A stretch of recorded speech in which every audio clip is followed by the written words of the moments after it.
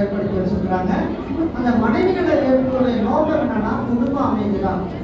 இப்போ ஏன்னா இப்போ சில பேர் என்ன சொல்றாங்க, ஏங்க அந்த காலத்துல ஒய்ஃபெல்லாம் கணவனுக்கு அடக்கமா இருந்தாங்க, இப்ப நாங்க தான் அடக்கி வைக்கிறோம், இப்ப கணவன் நல வேட்பு தான் வேணும் அப்படின்னு சில பேர் சொல்றாங்க. இது மனைவி நல வேட்பு என்றாலும் இது குடும்ப விழா. கணவன் மனைவி ஒருவரை ஒருவர் புரிந்து கொண்டு சந்தோஷமாக லைஃப் பார்ட்னர் என்று சொல்லுகிற வகையில வாழ்க்கை முழுவதும் சந்தோஷமா வாழ்வதற்கு ஒரு உறுதியேற்கக்கூடிய ஒரு விழா தான் இந்த மனைவி நல வேட்பு. ஏன் மனைவிக்கு முக்கியத்துவம் கொடுக்கணும்? மனைவி சொல்லுவாங்க, இந்த உலகத்துல எவ்வளவு இருக்கிற மக்கள் தொகையில பாதி பேர் ஆண்கள், பாதி பேர் ஆண்கள், பாதி பேர் பெண்கள். இந்த பாதி ஆண்களை பெற்றெடுத்தவர் யாருன்னா பெண்கள் தான். பாதி ஆண்கள் பாதி பெண்கள், பாதி ஆண்களை பெற்றெடுத்தது பெண்கள் தான். அப்ப இந்த உலகமே பெண்களுடைய நன்கொடை. அப்ப அந்த பெண்களுக்கு மதிப்பு கொடுக்கணும், குறிப்பா மனைவிக்கு மதிப்பு கொடுக்கணும். ஏன் அப்படின்னா ஒரு சமுதாயத்தை உருவாக்கக்கூடிய பொறுப்பை இறையாற்றல் பெண்களிடம் கொடுத்திருக்கிறது.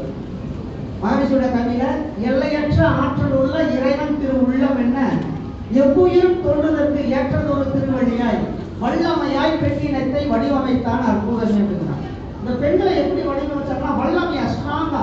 ஜெக்கடா சொல்றது லேடிஸ் ஆர் வீக்கர் செக்ஸ்மாங்க, அவங்க உடல் பலம் குறைவு அப்படின்னு சொல்லுவாங்க. அது கிடையாது. அவங்கள மாதிரி உடல் பலம் மனபலம் ஆண்களுக்கு கிடையாது.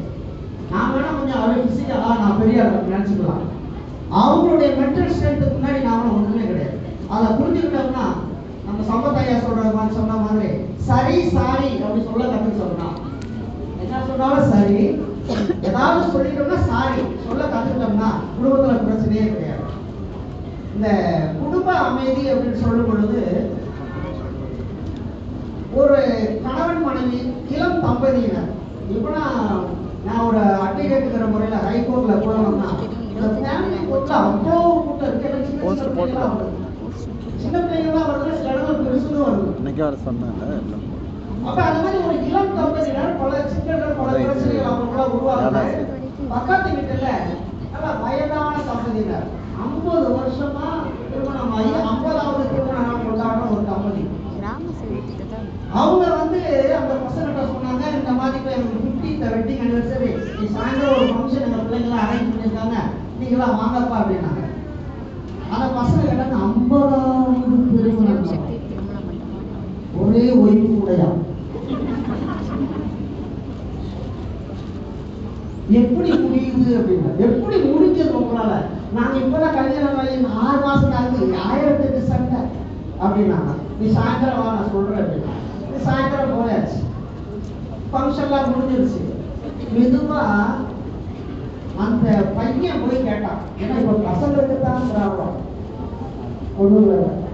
பையன் போய் மெதுவா கேட்டான், தாத்தா தாத்தா எப்படி 50 வருஷம் பிரச்சனை இல்லாத குடும்பம் நடத்துறீங்க? நாங்க 6 மாசத்துலயே 1008 சண்டை வந்துருச்சு.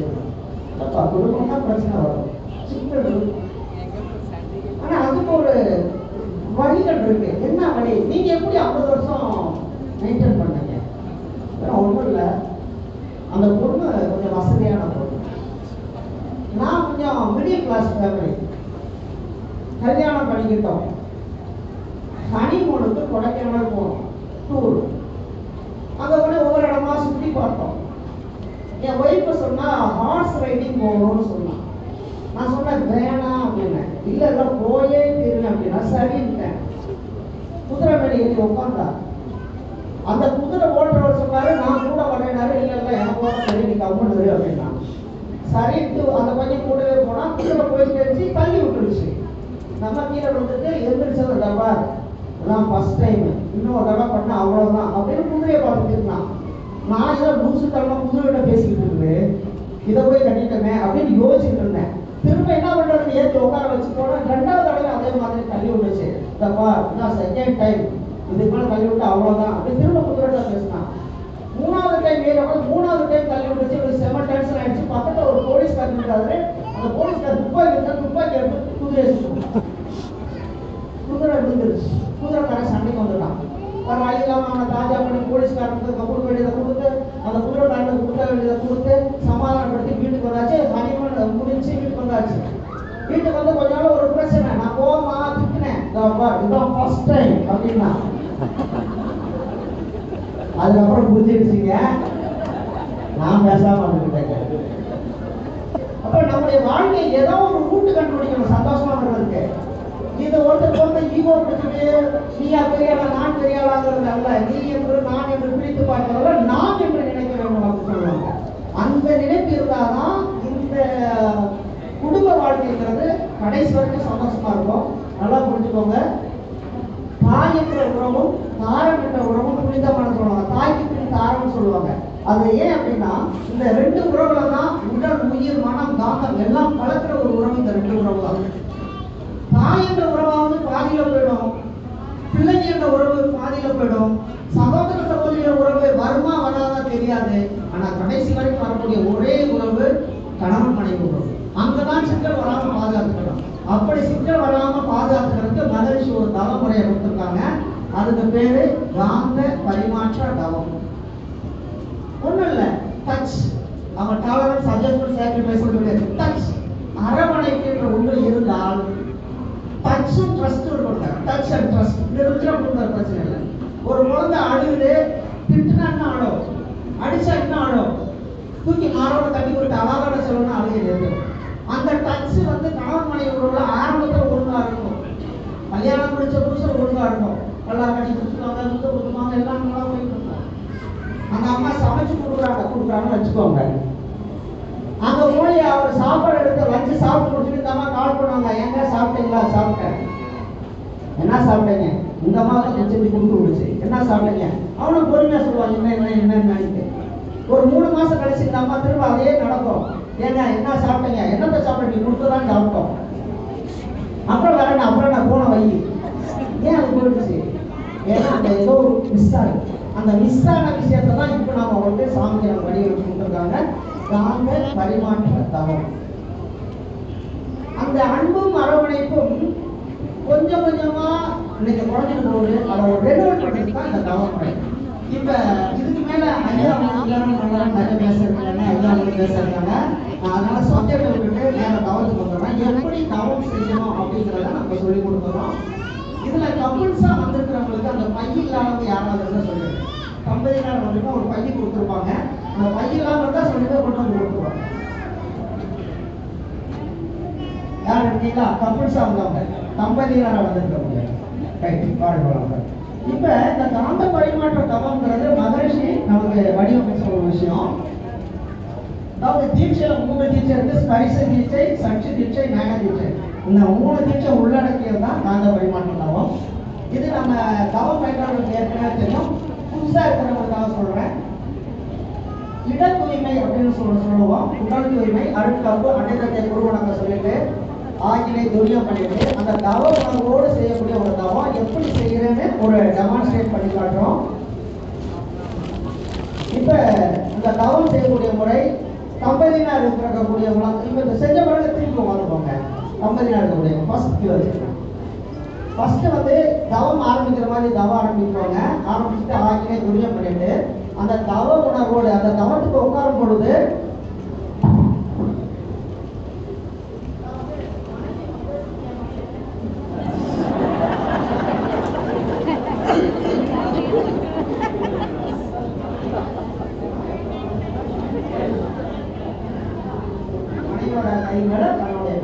இந்த நிலையில நாம வந்து தவம் செய்துட்டு அந்த தவ உணர்வோடு முதல்ல வந்து தவ உணர்வோடு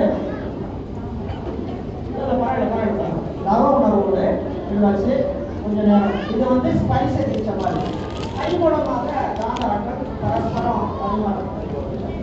அடுத்தவங்க என்ன செய்யணும்னா கண்களை திறந்து கண்ணோட கண் பார்க்கணும். முக்கியமா அருட்பார்வையா பார்க்கணும், அன்போடு பார்க்கணும், நாகவோடு பார்க்கணும், கருணையோடு பார்க்கணும், முறைச்சு பார்க்கணும். கண்கள் மூலமாக காந்தம் பரிமாறணும். டச் பண்ணும்போது இந்த இது நாடி இருக்கும்ல, அங்கேயும் அவர் கையும் இந்த நாடியில் படணும். கரெக்டாக நாடிமா கை வைக்கிறாங்கல்ல, இந்த நாடியில் அவர் கையும் நாடியில் வரணும். அதான் இங்கே நாடி இங்கே நாடி இருக்கும் அதை ஃபீல் பண்ணணும். அவரும் இந்த வந்து இங்கே நாடியில் தொடரும், அதை பார்த்துக்கோங்க. அப்போ தான் அந்த இது திருமணமான நாள்ல இருந்து இன்றைக்கு வரைக்கும் நல்ல விஷயங்களா நிறைய நடந்திருக்கும். அதெல்லாம் நினைச்சு பார்க்கணும். கணவன் தனக்கு செய்த நல்ல விஷயங்கள், மனைவி தனக்கு செய்த நல்ல விஷயங்கள். ஏன்னா பெரும்பாலும் குறையவே பார்த்து பழகிறோம். ட்ரெஸ் முழுக்க வெள்ளையா இருந்தா கூட அந்த வெள்ளையா முடிச்சிருக்க தெரியாது. ஒரு சின்ன கால் கொடுத்தா அம்மா இங்கே பாருங்க, நாடி இருக்குல்ல, இந்த நாடி துடிப்பு தெரியுது, அது அந்த இடத்துல கரெக்டாக இருக்கும். நமக்கு செய்த நல்ல விஷயங்களை மட்டும் மனதால நீங்களும் அதே மாதிரி இருக்கணும். மாறி ரெண்டு நீங்களும் இருக்கணும், அவங்க நம்ம செய்ய போறோம். சரிங்களா? அதுக்கடுத்து என்ன செய்யணும்னு நான் யோசிக்க சொல்லிடுறேன். இப்போ அந்த தம்பதியெல்லாம் இருக்கிறவங்க எப்படின்னா சேரை திருப்பி எதிரெதிராக உட்காந்துக்கோங்க.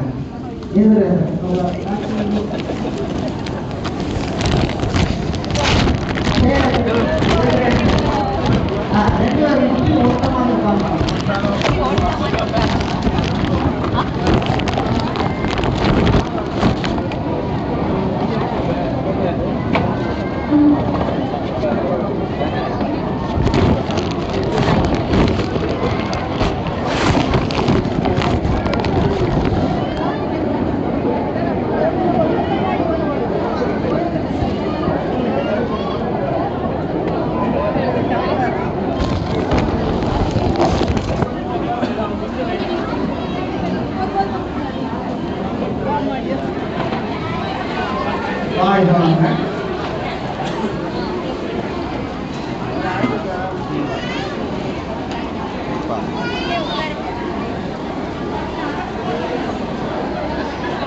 ஓகே, மற்றவங்க சைலண்டா இருக்கலாம்.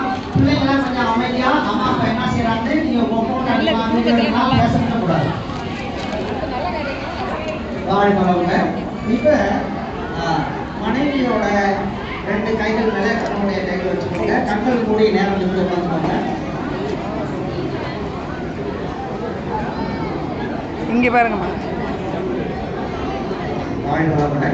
கண்களை கூடி உட்காந்துக்கலாம். தவம் கத்துக்காதவங்க என்ன செய்யலாம்னா உங்களுடைய மூச்சு காற்றை கவனிக்கலாம். தவம் கத்துக்காத கவனம் செய்யலாம். வாழ்ந்த வையகம், வாழ்ந்த வையகம், வாழ்ந்த வளர்ந்த குரு வாழ்ந்த உதவியை எல்லாம் அல்ல இறையர்களும் குருகளும் துயர்களும் வாழ்ந்த வளர்ந்த நாம் அமர்ந்துள்ள இடத்தை சுற்றிலும் நல்ல தெய்வீக ஆற்றலே நிரம்பின. நாம் அமர்ந்துள்ள இடத்தை சுற்றிலும் நல்ல தெய்வீக ஆற்றலே நிரம்பின. நாம் அமர்ந்துள்ள இடத்தை சுற்றிலும் நல்ல தெய்வீக ஆற்றலே நிரம்பின. அருட்பேராற்றல் உடலிலே உயிரிலே அலையலையாக பாய்வதை உணர்கிறோம். அருட்பேராற்றல் உடலிலே உயிரிலே அலையலையாக பாய்வதை உணர்கிறோம். அருட்பேராற்றல் உடலிலே உயிரிலே அலையலையாக பாய்வதை உணர்கிறோம். அருட்பேராற்றல் இரவும் பகலும் எல்லா நேரங்களிலும் எல்லா இடங்களிலும் எல்லா தொழில்களிலும் உறுதுணையாகவும் பாதுகாப்பாகவும் வழி நடத்துவதாகவும் அமையுமாக. அன்னைக்கு வணக்கம், தந்தைக்கு வணக்கம், ஆசான் அருட்தந்தை வேதாந்திரி மகரிஷி அவர்களுக்கு வணக்கம். தவம் புரியம் தொடக்கம் ஆகியவை. தவம் பயிலாதவர்கள் உங்களுடைய மூச்சு காட்ட சுவாசத்தையே கவனிங்க.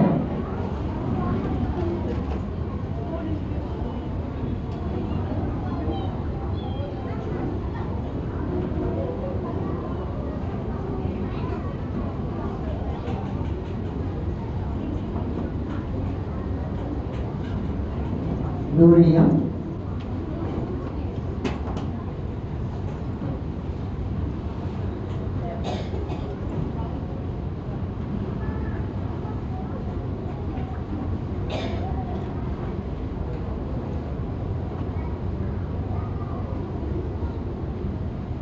வாழ்த்தவர்கள் அதே தவ உணர்வோடு இந்த கைகளை வைக்காதவங்க கைகளை மேலே வச்சுக்கோங்க.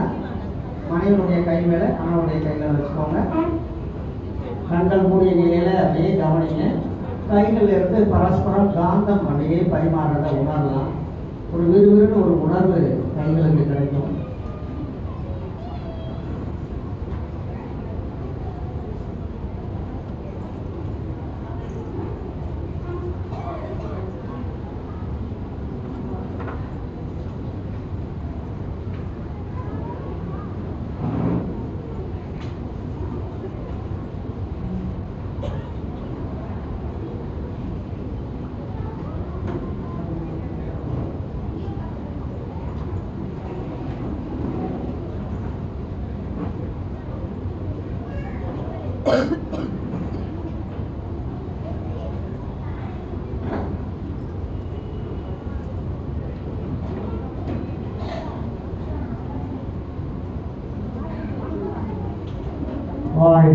இப்ப மெதுவாக கண்களை திறங்க. கண்களை திறந்து உங்களுடைய வாழ்க்கை துணையுடைய கண்களை பாருங்க. எவ்வளவு நாள கண்ணோட கண்ணை பார்த்தோமான்னு தெரியல. அவளும் நோக்கினாள், அண்ணனும் நோக்கினாள் அப்படிங்கிறது இதுதான். காந்த பார்வை, அன்பான பார்வை, கருமையான பார்வை, கனிவான பார்வை, காதலான பார்வை, அருட்பார்வை. காந்த ஆற்றல் பரிமாறுவதை கவனிக்கிறோம்.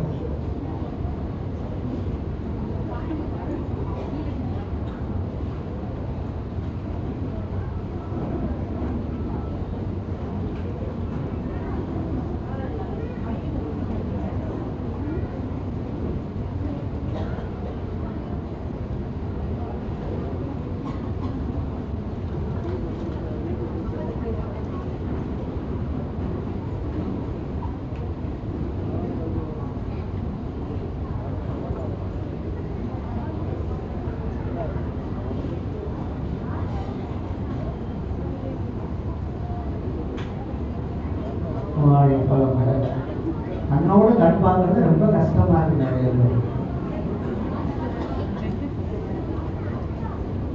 இதே காதலான பார்வையோட, இதே அன்பான உணர்வோட மெதுவாக கண்களை மூடிக்காம இப்ப மனசால நினைச்சு பாருங்க. உங்களுடைய வாழ்க்கை துறையுடைய உருவத்தை மனசால நினைங்க. அவருடைய இமேஜ் அவங்க கண்ணுக்கு கொண்டு, அவங்களுடைய கண்ணுக்கு கொண்டு வாங்க. வாழ்க்கை துறையோட மனசால நினைங்க. அந்த உருவத்தை இமேஜ் அப்படியே மனசு கொண்டு வாங்க. எதோட தெரியல நம்முடைய வாழ்க்கையினுடைய உருவம் மனசுக்கு வருதா அப்படின்னு பாருங்க. அதே உணர்வோட திருமணமான நாள் முதல் இன்று வரை நம்முடைய வாழ்க்கை தலைவர் உங்களிடம் நடந்து கொண்ட அன்பான விஷயங்கள், இனிமையான தருணங்கள், வாழ்க்கையில நடந்த இனிமையான தருணங்களை மனசால் நினைச்சு பாருங்க. அவர் நம்மகிட்ட பழைய அன்பா இதெல்லாம் நிறைய கிஃப்டெல்லாம் வாங்கி கொடுத்துருப்பாரு. நிறைய டூர் கூட்டு போயிருப்பாங்க. அது இனிமையான நினைவுகள் நிறைய இருக்கும். அந்த நினைவுகளெல்லாம் மனசால நினைச்சு பாருங்க. அதெல்லாம் நினைக்கும் போது நன்றி உணர்வோடு வாழ்த்தணும் அப்படின்னு மனசுக்கு நமக்கு தோணும்.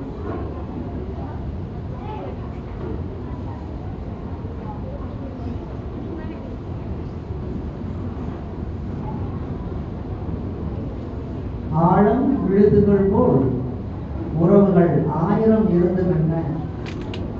வேறென நீ இருந்தாய், அதில் நான் வீழ்ந்து விடாத இருந்தேன் என்ற கவியரசனுடைய வார்த்தைக்கு ஏற்ப ஒரு இனிமையான ஒரு வாழ்க்கை பிரிவராக நமக்கு வந்திருக்கக்கூடிய வாழ்க்கை பிரிவரை நினைத்து வாழ்க்கிற மனம் கனிவோடு இருக்கும். மனதான வாழ்க்கை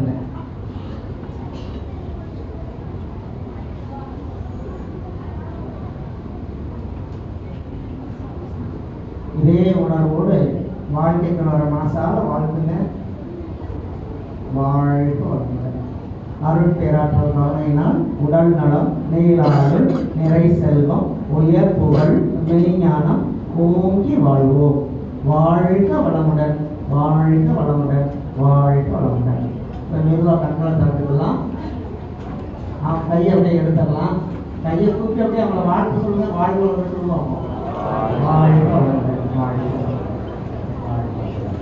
இப்ப உங்க பையில ஒரு பழம் இருக்கும், ஒரு பூ இருக்கும்.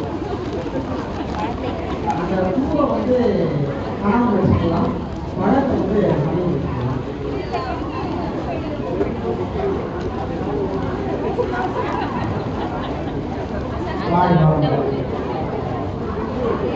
அமைதியா இருக்கலாம். இவ்வளவுதான் தவம் பண்ணோன்னு அந்த தவ உணர்வோட இருக்கும். இப்ப கணவன் மனைவியை பார்த்து சொல்லணும். நான் சொல்ல திரும்பி நீங்க சொல்ல போறீங்க. கணவன் மனைவியை பார்த்து சொல்லணும். வாழ்க வளமுடன், வாழ்க வளமுடன். நான் இன்று முதல் வாழ்நாள் முன்வைக்கும் உங்களிடம் இந்த மலரை போல மென்மையாக நடந்து கொள்வேன் என்று உறுதியளிக்கிறேன். வாழ்ந்த வளர்ந்தேன். இதை வந்து எந்திரிச்சு அந்த பூவை அவங்களுக்கு சூட்டி விடணும். அந்த நேரத்தில் இருக்கும் அதுக்குள்ள அதெல்லாம் நேரத்தில் பையில அந்த நேரத்தில் வந்து அவங்களுக்கு சூட்டி விடணும். காதலை சுத்திடக்கூடாதுங்க.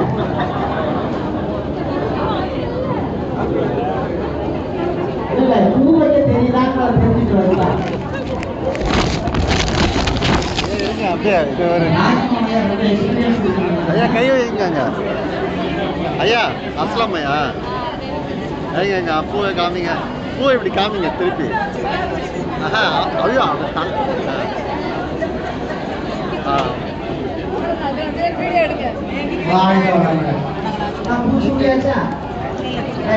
இப்ப வந்து அம்மா திரும்புங்க. அந்த கனியை எடுத்துக்கோங்க. மனைவி வந்து கனியை எடுத்துக்கோங்க. ஏன்னா இன்னும் முடியலையா? மனைவி வந்து நான் சொல்றேன்.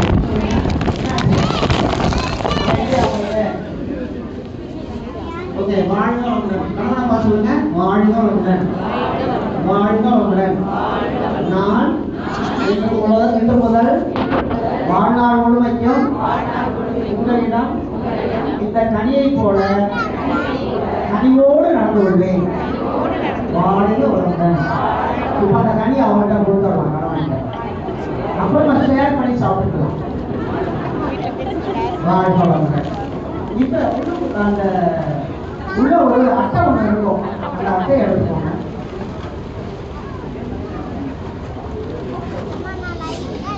இப்ப அதுல ஒரு கவி இருக்கும். அந்த கவியை நான் சொல்ல நீங்க எல்லாரும் சேர்ந்து சொல்லலாம்.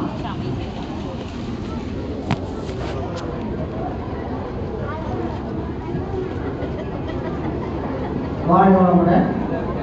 சரியா இருக்கலையா? எல்லாரும் சேர்ந்து சொல்லலாம்.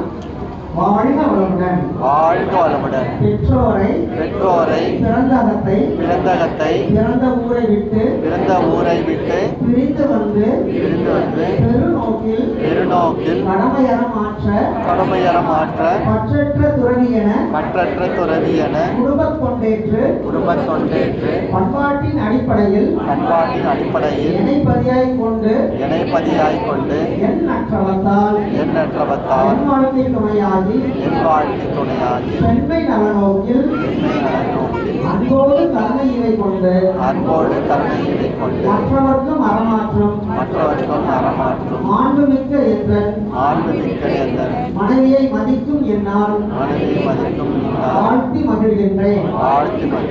மாண்புமிக்க எந்தன் மனைவியை மதிக்கும் என்னால் வாழ்த்தி மகிழ்கின்றேன். மாண்புமிக்க எந்தன் மனைவியை மதிக்கும் என்னால் வாழ்த்தி மகிழ்கின்றேன். வாழ்க வளமுடன். இப்ப அதுல வாழ்நாள் முழுக்க உங்களிடம் இந்த மலரை போல மெஞ்ஞான இருப்பேன் என்று உறுதியளிக்கிறேன் இருக்கோம். அதுக்கு கீழே வந்து மனைவி சைன் பண்ணணும். அதுக்கு கீழே பிங்க் கலர்ல இருக்கு இல்லையா? அதுக்கு கீழே அங்க மனைவி சைன் பண்ணோம். அதுக்கு கீழே வந்து வாழ்நாள் முழுவதும் இந்த கனியை போல் கனிவுடன் இருப்பேன் என்று உறுதியளிக்கிறேன் இருப்பாங்க. அங்க வந்து மாற்றி சொல்லிட்டானா வந்து கணவன் கீழே வந்து மனைவி சைன் பண்ணணும். மலரை போல் மென்மையாக இருக்கிற இடத்துல கணவன் சைன் பண்ணணும். கனியை போல் மென்மையாக இருக்கிற இடத்துல மனைவி சைன் பண்ணணும். சைன் பண்ணாச்சா? இதை வந்து ப்ரே பண்ணி வீட்டில் வச்சுக்கணுங்க. பார்க்குற இடத்துல எங்கேயாவது போக பாருங்க. நீங்க வந்து உறுதிமொழி கொடுத்து அப்படின்னு சொல்லி பிரச்சனை தீர்த்து சொல்லுவோம். நன்றி. வாழ்க வளமுடன். நேரம் பார்க்கலாம்.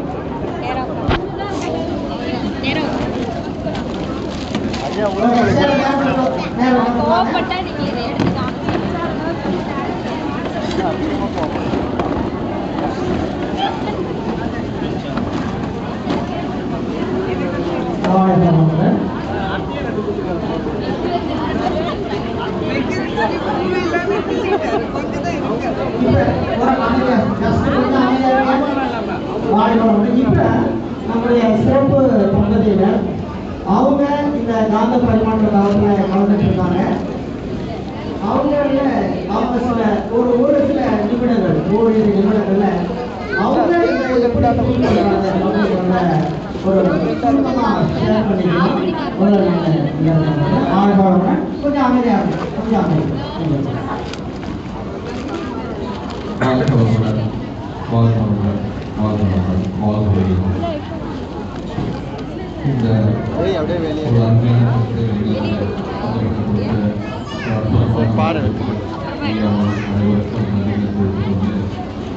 இந்த பொதுவாக விடுதலை கணவர்களுக்கு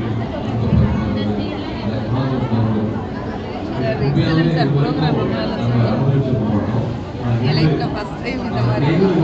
போலவே நம்ம மீது ஒரு சுவையான அனுபவம் இருக்கிறது. நன்றி. அதுக்கு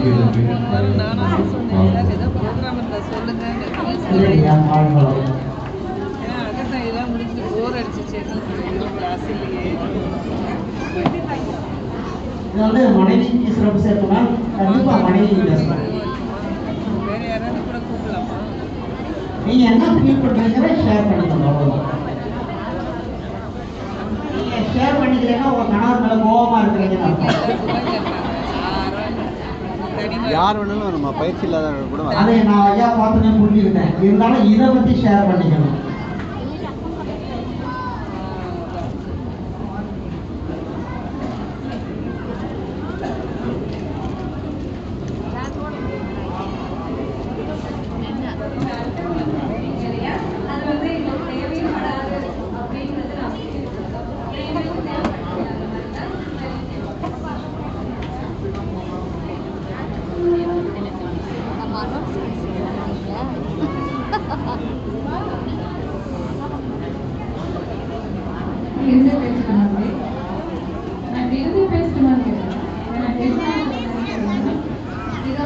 வித்தியாசமான அனுபவமா இருந்தது. ஃபர்ஸ்ட் டைம் இப்படி ஒரு விஷயத்தை நம்ம வெளியே கேள்விப்பட்டிருக்கோம். அதனால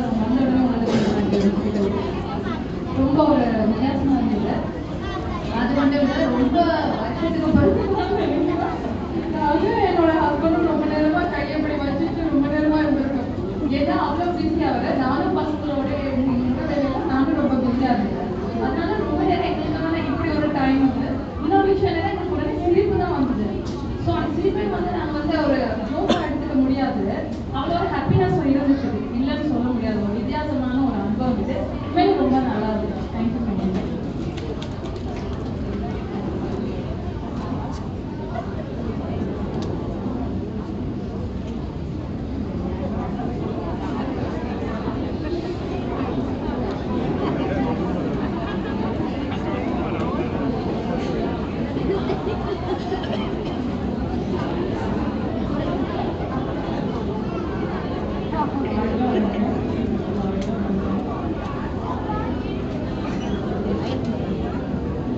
ஐயா சொன்ன போல இது வந்து நாங்கள் மகிழ்ச்சியோட இதை பின்பற்றி அன்னையிலிருந்து இன்னைக்கு வந்து அவரோட சிஸ்டருக்காக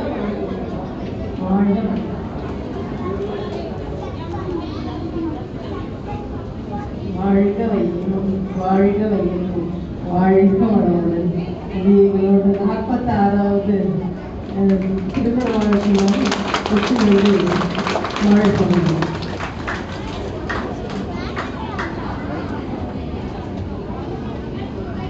வாழ்க வளமுடன், வாழ்க வளமுடன், வாழ்க வளமுடன்.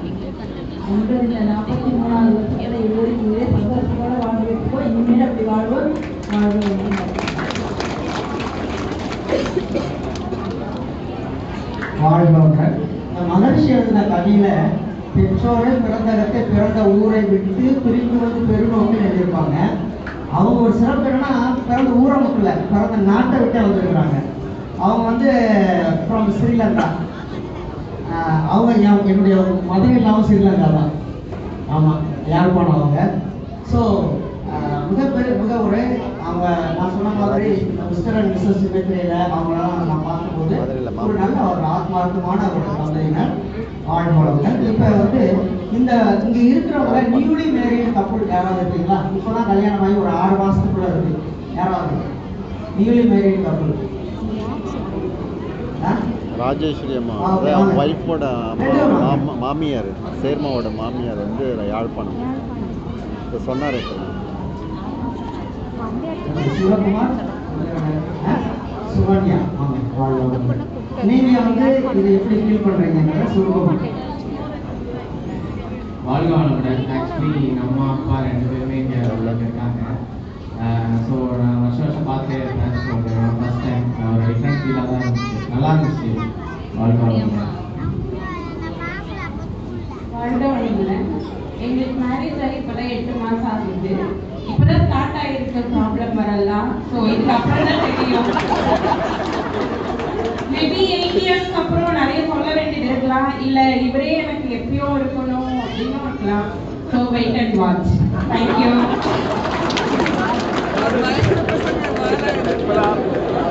ஓகே, வாழ்க. நீங்க வந்து அப்பப்போ இந்த தவ செஞ்சுட்டே இருக்கணும். அப்பதான் வெயிட் வாட்சலாம் கிடையாது. ஓகே, வாழ்க. அதாவது இந்த காந்த பரிமாற்ற தவம் அல்லது உயிர் கலப்பு தவம், இதை வந்து இன்னைக்கு ஏதோ ஒரு நாள் வருஷத்தை ஒரு நாள் வந்து பண்ணிட்டு அப்படி கிடையாதுங்க. இதோடைய நோக்கம் என்னன்னா வாழ்நாள் முழுவதும் மகிழ்ச்சியா இருக்கணுன்றது தான். ஸோ கொஞ்சம் அமைதியா இருங்க. ஸோ எப்பெல்லாம் நமக்கு ஒரு மன சோர்வு வருதோ, அவங்க சொன்ன மாதிரி சிவன்யா சொன்ன மாதிரி வெயிட் அண்ட் வாட்ச்லாம் வேண்டாம், பாப்பா உட்காரு அப்படின்னு ஒரு காந்த பரிமாற்றத்தை அவங்க பண்ணிடுங்க, சரியா போயிடும். அவ்வளவுதான். டச் அது ரொம்ப ரொம்ப முக்கியம். அது மனசும் சரி, உடம்பும் சரி, உயிரும் சரி, எல்லாம் டச்சில் இருந்தாலும் ப்ராப்ளம் இல்லாமல் இருக்கும். சொந்தக்காரங்களே டச்சில் இல்லாமல் இருக்குன்னா ஆள் அடையாளம் தெரியாதுங்க. அதனால அப்பப்போ டச்சிலே இருங்க. இந்த காந்த பரிமாற்றத்தை வந்து அவ்வப்போது செய்து கொண்டே இருங்க. நன்றி, வாழ்க வளமுடன். அடுத்ததாக இப்பொழுது வந்து